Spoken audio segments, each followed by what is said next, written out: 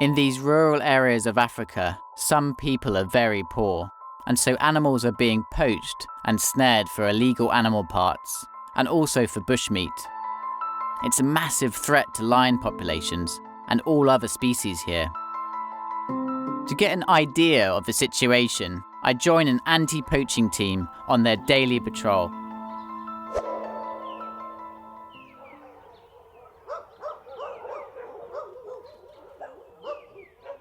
At the break of dawn, the anti-poaching team are ready for another day's work. Hi guys. And for the first time, 2 new canine members are joining them. So these are the new dogs for the unit. The first day on the job. This is Natasha. Natasha and Jesse. Oh, so these have been trained in South Africa? Yes, for 3 months. They will help us in detecting bushmeat, snares, and everything else. We are looking forward for them to help us a lot.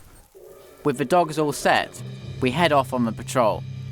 The main mission is to find and dispose of any snares we come across. These snares pose a real threat to lions and other animals in the area. The dogs have been trained to find and retrieve snares, but also to catch poachers red-handed. These people tend to be those who have moved close to the edge of Hwange National Park.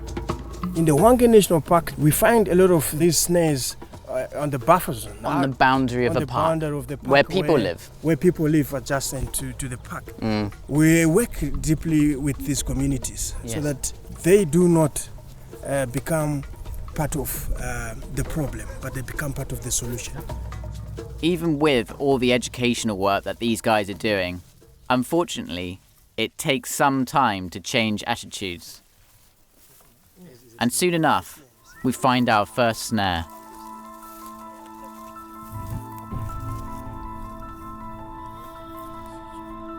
Oh, wow. To really get to the grips of the problem, I asked David and his team how snares actually work. This is typically how they would set a snare. He's the poacher. He has found the right tree, just adjust into this water hole here, and then he makes a loop. And the animal is going to follow its natural path from the water hole, and it's going to find its neck going through the snooze. And then the snooze will tighten and suffocates the animal as it struggles to get out of the snare.